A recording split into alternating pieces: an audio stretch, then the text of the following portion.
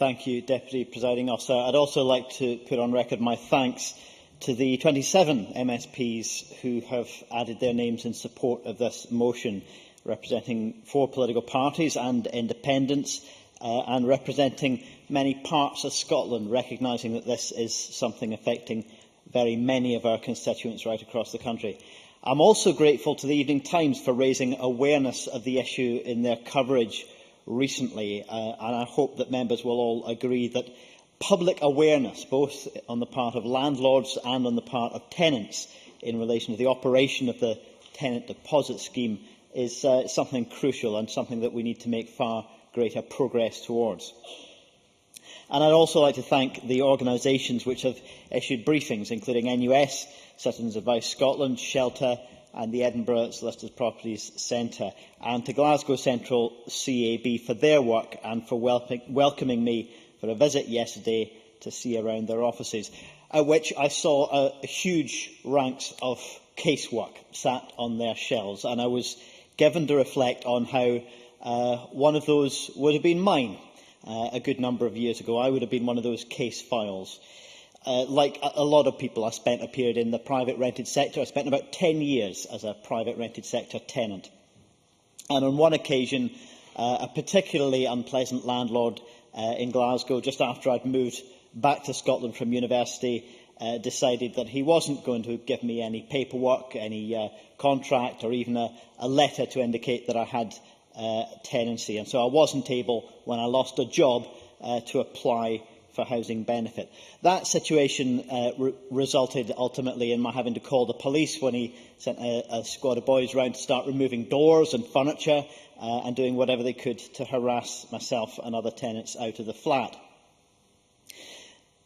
I was one of the lucky individuals on that instance. I was able to fall back on the support of family, and I had somewhere to go. It would be so easy for many, many people to experience a much more vulnerable situation than I found myself in.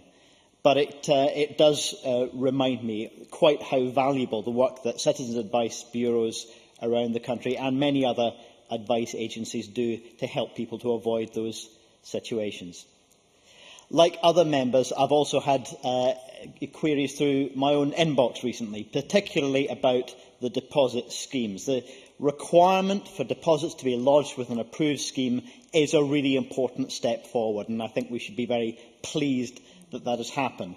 But there are problems with any new system like this in terms of implementation and awareness. One constituent in Glasgow contacted me recently, living on the south side of Glasgow. She'd sought assurances from her letting agent back in March that her deposit had been lodged with an approved scheme, and she was told both in person and through the firm's website that it had been done.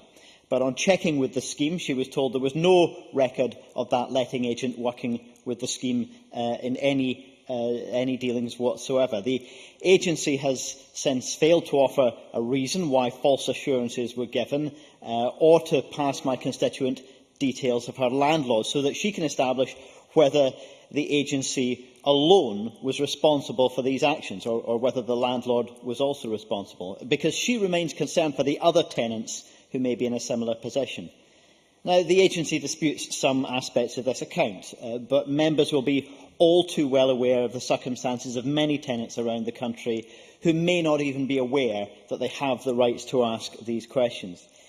From the information that I've received from Citizens Advice, talked about a particular client who asked her letting agent if the deposit was being paid into a scheme, and the letting agent informed the client that she had in fact paid an advanced rent, not a deposit at all, that they would take money away from this advanced rent for any repairs at the end, but an attempt clearly to get around the scheme simply by calling it advanced rent instead of deposit. Another client concerned that he may not get back the full value of his £750 deposit. The landlord had said she would get a sister to check the flat and decide on a bit of an ad hoc basis how much money was going to be paid back. But no information was provided about compliance with the deposit scheme. And as soon as questions started coming in from the client in this instance, they started sending out notes about fairly arbitrary increases in rent levels. Clearly, another attempt to try and resolve this by getting uncooperative or unruly or awkward questions from tenants simply to go away. And on another account, a verbal account of a client who had been told by their former landlord that the deposit would only be returned once a new tenant had been found for the property, because the landlord simply didn't have the money. Indicative, I think, of the apparent view of some landlords and some letting agents that a deposit isn't really a deposit. It's just a wee bonus on their income when they get a new tenant in, and with very little intention of handing it over. Tenants simply cannot afford to be in the position where their resources are being treated in this way. Very few can stump up the extra month's rent for a new deposit when they move flat, in the knowledge that their previous deposit may only come back to them after a very long delay, if ever. I think members across the spectrum will all acknowledge that the role of the private rented sector is important, it's needed, it's particularly important in some areas of the country, and it needs to be viable for landlords. But it also needs to operate with a basic respect for the rights of tenants. Good quality landlords and letting agents, those who understand that they are not simply raking in cash from their properties, but they are selling a service to paying customers, and they have a duty to ensure that it's a high-quality service. Such people have nothing to fear from proper regulation of the industry. Now, as my motion mentions towards the end, we are expecting legislation.